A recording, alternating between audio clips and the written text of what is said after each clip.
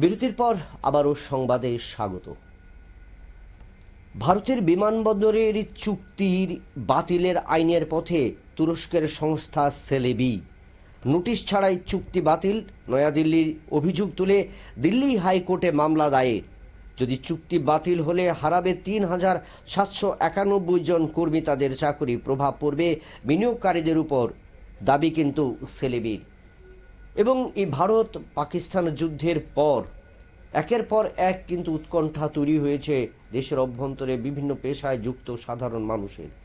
এবং এই সেলেবির যে চুক্তি যদি বাতিল হয়, সেই ক্ষেত্রে আবারও কিন্তু ৩,৭৯১ জন কর্মী চাকরি হারাবেন। এবং সেই বিষয় সহ আমরা জানবো, রয়েছেন আমাদের প্রতিনিধি সম্রাট। সম্রাট, কি বিষয় উঠে আসছে সেই চুক্তি বাতিল সম্বন্ধে?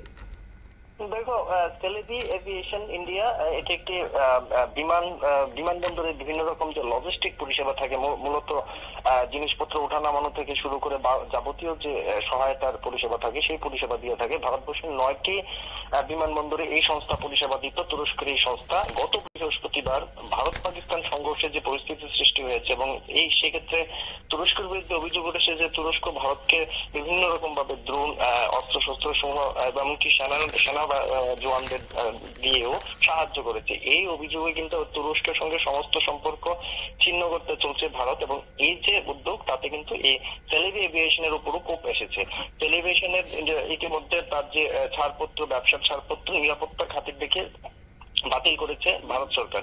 তারই বিরুদ্ধে আজ এই সংস্থা দিল্লি হাইকোর্টে একটি মামলা করেছে, যেখানে তাদের দাবি যে এইভাবে চুক্তি বাতিল করা যায় না, চুক্তি বাতিলের আগে নোটিশ দিতে হয়। একবারই এই সংস্থা দাবি করছে যে চুক্তির কারণে জাতীয় নিরাপত্তা যে হতে পারে তার কোনো ব্যাখ্যা এই সংস্থা খুঁজে পাচ্ছে না, সেটিরও ব্যাখ্যা চেয়েছে সংস্থা আদালতের কাছে। এবং পাশাপাশি কর্মসংস্থানের একটি বিষয় তুলে ধরেছে, যেখানে স্বাভাবিকভাবে 9টি বিমানবন্দরের দায়িত্বে যেখানে আছে, সেখানে এই দায়িত্বে থাকা সংস্থার অধীনে প্রচুর হাজার কর্মচারী রয়েছে। তো স্বাভাবিকভাবে তাদের যে তাদের কাজকর্ম, তাদের জীবিকা তো আঘাত করবে। এই কয়েকটি দাবি তুলে দিল্লি হাইকোর্টে সংস্থাটি মামলা করেছে। আগামী সোমবার এই মামলার শুনানি হবে। এই পর্যন্ত হচ্ছে আদালতের বিষয়। অন্যদিকে এই সংস্থার বিরুদ্ধে মূলত যে অভিযোগটি ভারত সরকার তুলছে সেটা হচ্ছে এই সংস্থার সঙ্গে তুরস্কের যে রাষ্ট্রপতি রয়েছেন রিসেপ তাইয়েপ এরদোগানও, তার সঙ্গে সংস্থার সম্পর্ক রয়েছে বলে ভারত সরকারের অভিযোগ। যদিও সংগঠনের এই সংস্থার তরফে কিন্তু এই যে অভিযোগটি বাতিল করা হয়েছে, বলছে তাদের সঙ্গে তারা প্রথমত দাবি করছে এই সংস্থাটি তুরস্কেরই নয়, তুরস্কের সঙ্গে তাদের কোনো সম্পর্ক নেই। দ্বিতীয়ত কোনো রাজনৈতিক ব্যক্তি বা রাজনৈতিক দলের সঙ্গে সংস্থার কোনো সম্পর্ক নেই। এই সমস্ত বিষয়গুলি তুলে ধরে কিন্তু এই সংস্থা এবার দিল্লি হাইকোর্টে দ্বারস্থ হয়েছে। অন্যদিকে তুমি যদি দেখো যে তুরস্কের সঙ্গে ভারতের যে সম্পর্ক, পাকিস্তানকে সমর্থন জানানোর পর থেকে তুরস্ককে একদম রীতিমতো আলাদা তালিকায় তুলে রেখেছে ভারত। সেই জায়গায় কিন্তু তুরস্কের সঙ্গে শুধুমাত্র সেলেবি এভিয়েশনের সম্পর্কই নষ্ট করা হচ্ছে না, তুরস্কের বেশ কয়েকটি বিশ্ববিদ্যালয়ের সঙ্গে প্রথম যে উদ্যোগটা নিয়েছিল জামিয়া মিলিয়া ইসলামিয়া বিশ্ববিদ্যালয় এবং দিল্লির জওহরলাল নেহেরু জেএনইউ বিশ্ববিদ্যালয়, এই দুই সংস্থা প্রথম যে তুরস্কের যে বিভিন্ন বিশ্ববিদ্যালয়গুলির সঙ্গে যে তাদের শিক্ষামূলক চুক্তি রয়েছে সেই চুক্তিগুলি বাতিল করে তার পরবর্তী সময়ে কিন্তু ভারত সরকার এই সেলেবি এভিয়েশনের বিরুদ্ধে ব্যবস্থা নেয়। মুদ্রা কথা হচ্ছে, ভারত এখন তুরস্কের সঙ্গে বিভিন্ন রকম বাণিজ্যিক চুক্তি থেকে শুরু করে যত রকম চুক্তি আছে সবকটাই বাতিল করতে চলছে। সরকারের তরফে যতটা না উদ্যোগ নেওয়া হচ্ছে, তার থেকে এই যে সরকার অধিকৃত বিভিন্ন বিশ্ববিদ্যালয় বা অন্যান্য সংস্থাগুলি রয়েছে তারাও কিন্তু একই পথে হাঁটছেন। সেই জায়গায় স্বাভাবিকভাবে সেটা তুরস্কের যে অর্থনৈতিক অবস্থা সেটাতে একটা বিশাল রকম আঘাত আনবে বলে ধারণা করা হচ্ছে। এবং এই কপি কিন্তু সেলেবি এভিয়েশনের উপর ছাড়পত্র বাতিল করা হয়েছে। আপাতত সেলেবি এভিয়েশন দিল্লি হাইকোর্টের দ্বারস্থ। আগামী সোমবার এই মামলার শুনানি হবে। তবে ভারত সরকার কিন্তু তুরস্কের সঙ্গে সমস্ত রকম চুক্তি, যত রকম ব্যবসা বাণিজ্যিক বা শিক্ষা যাবতীয় যা চুক্তি রয়েছে সবকটাই কিন্তু বাতিলের সিদ্ধান্ত নিয়ে রেখেছে। আগামী দিনে হয়তো তুরস্ক সম্পর্কিত বিভিন্ন যত সংস্থা ভারতে কর্মরত রয়েছে বা ভারতে ব্যবসা বাণিজ্য করছে তাদের উপরও কিন্তু এই কোপ আসতে পারে। বিপ্লব, তো সেক্ষেত্রে সম্রাট, কোন কোন বিমানবন্দর, যে তুমি যে বললে যে 9টা বিমানবন্দরে তার পরিষেবা রয়েছে, কোন কোন বিমানবন্দরগুলোতে এই পরিষেবার আওতায় রয়েছে?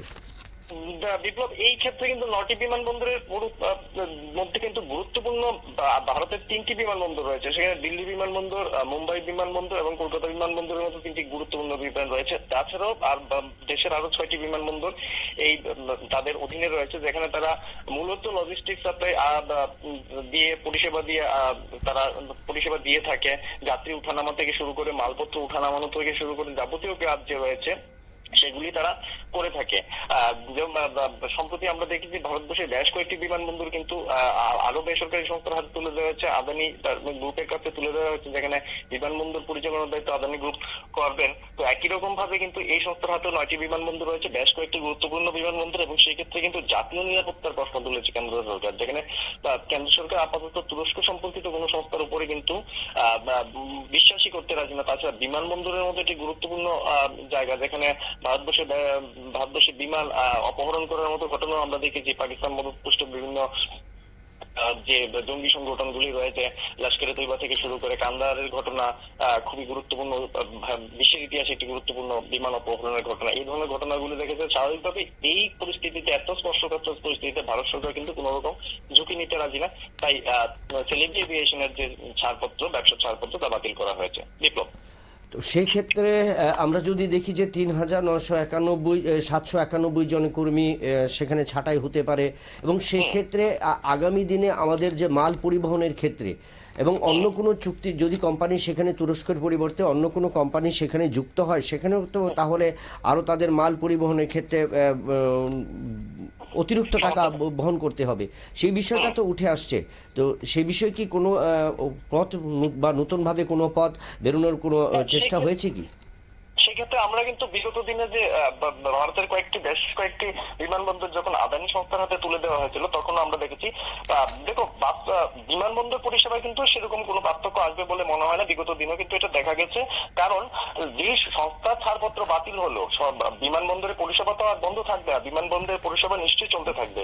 আবার তেলেবি এভিয়েশনের জায়গায় যদি ভারত সরকার এই আগামী দিনে তাদের ছাড়পত্র বাতিল করে অন্য কোনো সংস্থার হাতে ছাড়পত্র তুলে দেয়, সেই ক্ষেত্রেও কিন্তু সাধারণত দেখা যায় যে কর্মীরা রয়েছে তাদের কিন্তু খুব একটা ছাঁটাই বা বাতিল করে দেওয়া বা তাদের কাজ চলে যাওয়া এই ধরনের ঘটনা হয় না। কারণ আগামী দিনে যে সংস্থা হবে তাদেরও কর্মী প্রয়োজন থাকবে, তাদেরও অভিজ্ঞ কর্মী প্রয়োজন থাকবে। স্বাভাবিকভাবেই তারা কিন্তু নতুন করে উচিত যে পুরনো কর্মীদেরই কিন্তু সংস্থায় রেখে দেয়, এরকমটাই কিন্তু একটা রেওয়াজ বিভিন্ন বাণিজ্যিক প্রতিষ্ঠানগুলির যখন মালিকানা হস্তান্তর হয় বা দেখা যায়, সেক্ষেত্রে কিন্তু এই ধরনের উদাহরণ দেখা যায়। এবং আদানি গ্রুপের হাতে যখন তুলে দেওয়া হয়েছিল, এইভাবে কিন্তু বিভিন্ন কর্মচারীকে একইভাবে আদানি সংস্থা তাদের নিয়োগ করে নিয়েছিল, এবং তাদের কর্মীদের কাজে কিন্তু সেরকম একটা ক্ষতি বা তাদের কাজ চলে যাওয়া, কাজ বাতিল হয়ে যাওয়া, এই ধরনের কোনো কিন্তু ঘটনা সেভাবে দেখা যায়নি।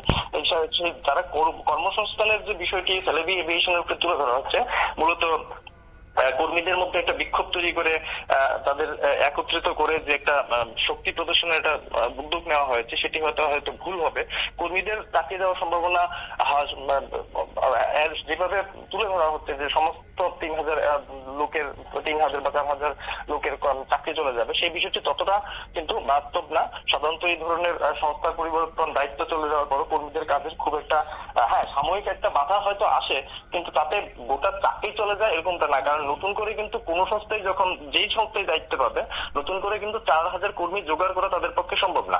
ধন্যবাদ সম্রাট তোমাকে। আমরা জানলাম যে যদি সেই ক্ষেত্রে চুক্তি বাতিল করা হয়, সেই ক্ষেত্রে কর্মীদের উপর কিন্তু ততটা প্রভাব পড়বে না, কারণ 3,791 জন কর্মী যদি সেখানে বাতিল হয় এবং আগামী দিনে যে সমস্ত যাদের হাতে তুলে দেওয়া হবে সেখানেও কিন্তু তাদের সুযোগ পাবে বা পাওয়ার সুযোগ রয়েছে। নিয়ে নিচ্ছি আবারও একটা বিজ্ঞাপন বিরতির, সঙ্গে থাকুন।